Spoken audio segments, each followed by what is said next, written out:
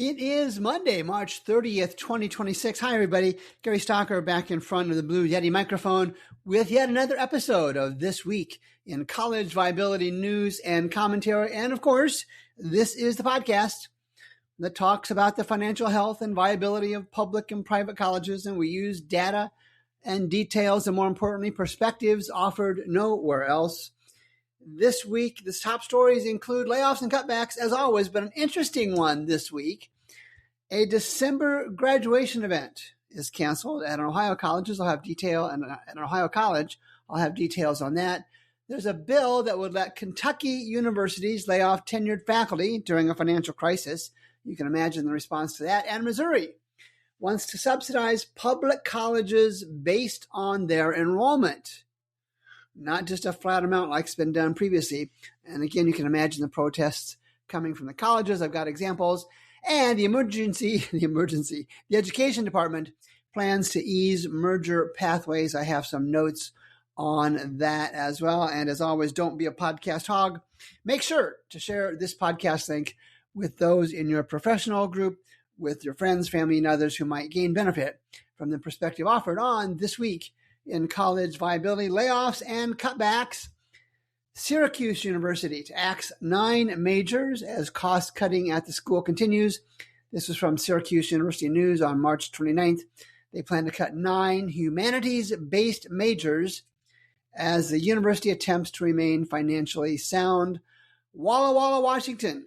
Say that fast. Walla Walla Community College eyes 43 layoffs. That's right, 43. And closing a branch campus. The Washington State institution may declare a financial emergency as it seeks $4.3 million in savings for a budget under strain from rising costs. Ben Unglesby at Higher Education Dive had the story on March 27th. College trustees had been mulling a plan for quite a while. Final decisions are expected by the board later this month. It says, Baldwin Wallace, here's our graduation cancellation. Baldwin Wallace University cancels its December 26th commencement amid financial concerns. Anna Meyer and Sia Niorkor had this story at WKYC Channel 3 News on March 24th. Baldwin Wallace University will pause its December 26th commencement due to financial constraints, not concerns, and low participation, opting for a smaller celebration instead. University leaders cited financial considerations and declining participation in the December ceremony as key factors. So this is a first, a graduation cutback. If they're out there, I haven't seen them before. And even with this, the college tries to spin. So here is that spin from Baldwin Wallace. In a message explaining the decision, Baldwin Wallace said the move comes as more colleges and universities across the country shift to a single annual commencement ceremony in the spring, maybe. If it's happening, I haven't seen it. So we're going with spin here. And maybe it is happening in some situations. But that's just another example of spin. In Central Ohio, Old Dominican University misses a debt payment following years of financial enrollment losses. Carrie Ghost had this story. She's a senior reporter for the Columbus Business First. The story was on March 27th. She writes, Ohio Dominican University is currently navigating a significant financial crisis, highlighted by a missed payment on a $50 million bond that was originally due earlier this month on March 1st. While school officials maintained that the university is not in default, probably not yet, or at risk of closing, I'm not sure I believe that, they are engaged in confidential and urgent negotiations with bondholders to restructuring debt following years of declining enrollment and net losses. Total enrollment plummeted from 3,100 to 1,100 since 2010. The university has implemented $3 million in budget cuts. And although the school remains out of compliance, this is the important part, although the college remains out of compliance with certain bond covenants, rules associated with the loan, Leadership insists that ongoing collaboration with creditors and a focus on operational efficiency will provide a viable path forward in a challenging market for private higher education. We've heard that kind of line before. And let's go back to the bond covenants. I've shared this previously. When the history is written for this higher education era, it will show that bond covenant violations were the leading cause of college closures. Now, we notice above that Baldwin Wallace says they're in ongoing negotiations with their bondholders, and bondholders typically don't want to run a college, so that's why they don't often foreclose, but they want the money. They invested in the college, and the college owes them a payment, and they're not going to get that payment made.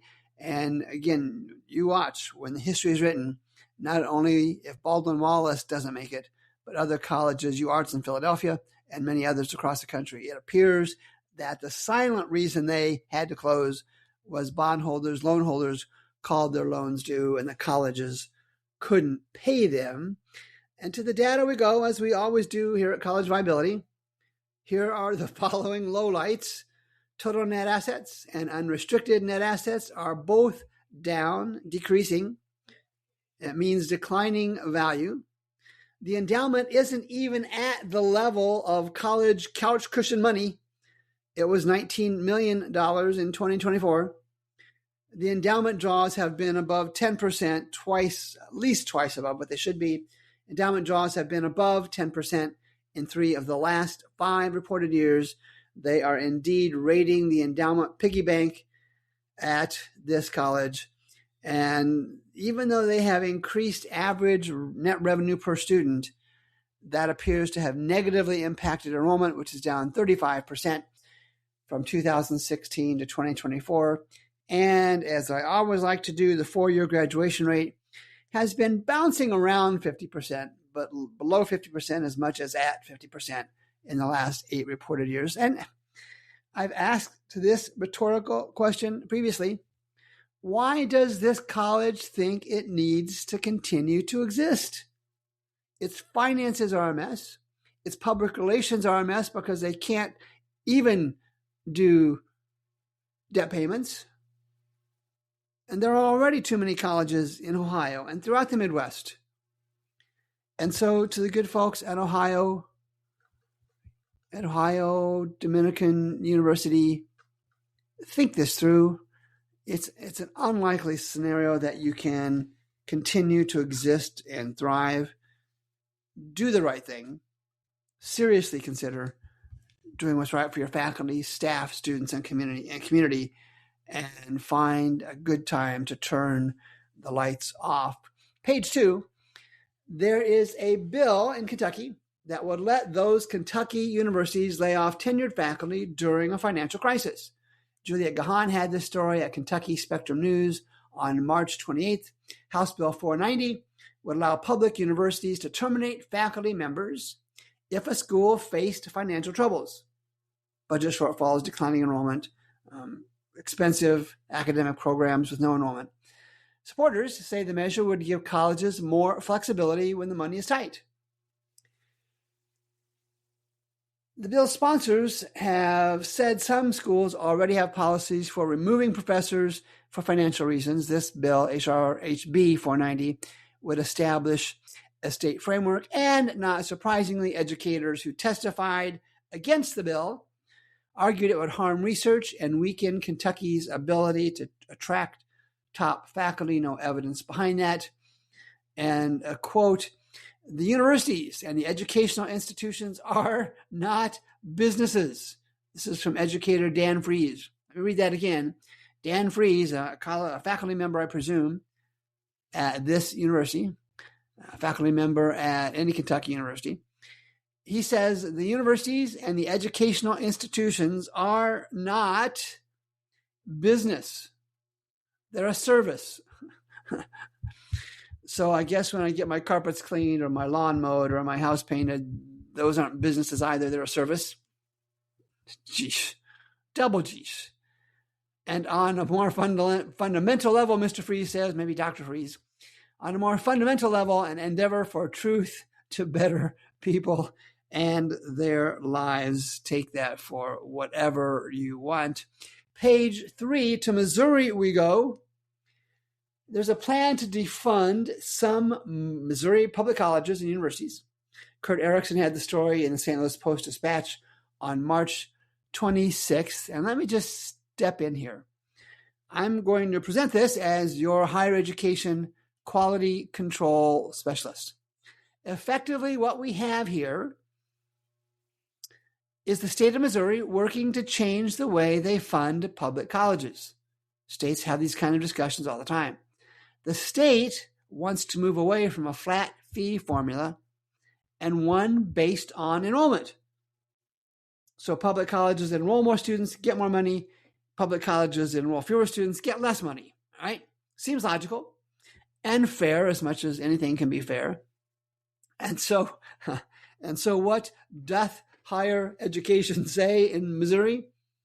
State Representative Lakeisha Bosley says this bill attacks our universities. It attacks our community colleges. Let's not get emotional, Representative Bosley. Truman State officials, a good public college up in the northeastern part of the state, said the formula used does not account for the university's state-mandated role as a public liberal arts and sciences university, nor does it take into consideration that Truman consistently has among the state's highest retention and graduation rates. You know what? That is a good point now that I think about it. There probably should be some consideration for both of those as part of that funding formula. But stuff, to the folks at Truman and the other places, the other public colleges in Missouri, great courses, great systems and processes that encourage more students to enroll there. Now, I understand, as I have said so many times, the market is shrinking. There are going to be some losers in public colleges in Missouri and other places across the country. But all they want to do is reward success. And then St. Louis Community College said it could lose $9 million.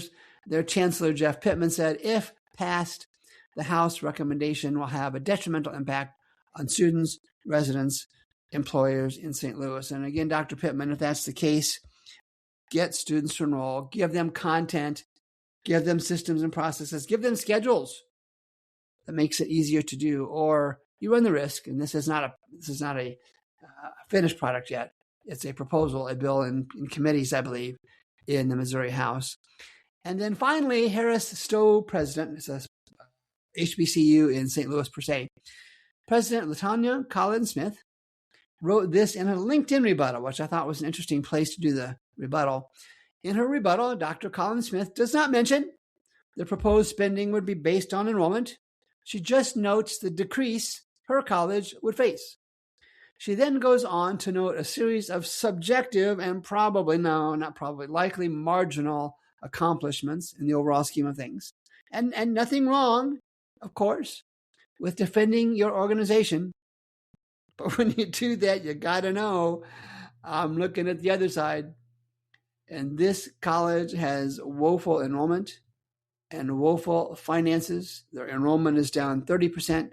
Their four-year graduation rate was an abysmal 28% in 2024, although it is up. In 2016, their four-year graduation rate, Harris Stowe State University, 7% in 2016. And this is a college that just received a multi-million-dollar grant fund for a new STEM building from the state. It'll be interesting to see the STEM numbers a couple of years after it's completed. At best now, because I looked at the college majors completion app, at best they are low to middling majors completions right now in typical STEM courses, STEM programs. Page 4. The Education Department plans to ease merger pathways. Now, they announced the plans. They don't have the plans released yet. And as more colleges look for financial lifelines, experts, this is from the story from Josh Moody in Inside Higher Education, experts say the current rules are a barrier, and they are, to mergers and bog down an already cumbersome process. And I'll give you a link to the story. You can read it at your leisure. But here's the message coming from the United States Education Department. We want to make mergers become easier. And here's a quote from Josh Moody's story. Under the current rules, mergers and acquisitions can take more than a year and sometimes closer to 2 years, depending on the complexity of change in the ownership. Such processes drag on due to overlapping approvals involving education department, accreditors, and state regulators. Education Undersecretary Nicholas Kent is quoted as saying in the story, depending on how you count them, we have 6,000, listen to this, depending on how you count them, we have 6,000 institutions of higher education in this country. And not all of them, he says, are going to make it out of the next decade, probably this decade. And quite honestly, Mr. Kent goes on to say, not all of them need to make it out of the next decade or should. And the ones that do, he continues and concludes, and the ones that do are going to be the ones that adapt in a variety of ways, and probably including mergers as well. And so let's do a wrap with this. Let's envision a scenario where mergers become easier. And I know that's a relative term, but let's take a minute to think through the impact of an easier process to bring colleges into a 21st century business model. Yes, sarcasm on my part. First, we already have colleges in severe financial straits, waiting too long to approach merger partners, to the extent that the merger partners say, no, we're not interested. We're not going to marry you because you bring nothing to the table. In suburban and urban areas, an argument can be made that the land a college sits on is more valuable than the college itself. That's not fun. There are already a number of companies seeking to leverage that valuable land for other purposes from both colleges that have closed, and from conversations with others, they're looking to leverage lands from colleges that have not yet announced their closures. And second, there are many colleges, almost all private, with enough financial resources to be attractive as a merger partner and would benefit from a larger scale merger. Using this holding company model that I've talked about before, each college would maintain its mission and culture and athletic teams and mascot and much more. The sacrifice it would make would be it would relinquish ultimate decisions to the holding company board of trustees. Lindenwood University, St. Charles, Missouri is an example. Now, a reminder is always important because you've heard me talk about management by public relations, and a mom and pop merger, 2 colleges, maybe 3, isn't going to get it done. It is an example in my mind of management by public relations. You don't get enough scale when you do mom and pop mergers. And as a sidebar, I'm aware of efforts to bring something like 8 to 10 colleges together in a regional merger. None of the colleges are initiating this, others are. And as I understand it, the main factor will be academic efficiencies. If you have ever heard of RISE, R-I-Z-E, education, be advised that they are positioned to be a big winner when these merger numbers grow. Their academic portfolio is one that offers enough majors and courses online to readily consolidate low enrollment majors in any large scale merger, even smaller scale mergers as well. So the bottom line is the Inside Higher Education story by Josh Moody is, I'm going to call it a leading indicator of the massive large scale mergers I have predicted for 6-7 years, something like that. So with that, I'm going to call it a wrap. As always, I am grateful for those of you that make time to listen to the podcast, for those of you that share the podcast with your higher education colleagues, friends, family, neighbors, and whomever else might benefit from listening to the perspective that we bring here at College Viability. Let's do it again in April. I'll be back on the first Monday of April, and we'll have another episode of This Week in College Viability. Thanks. Until then.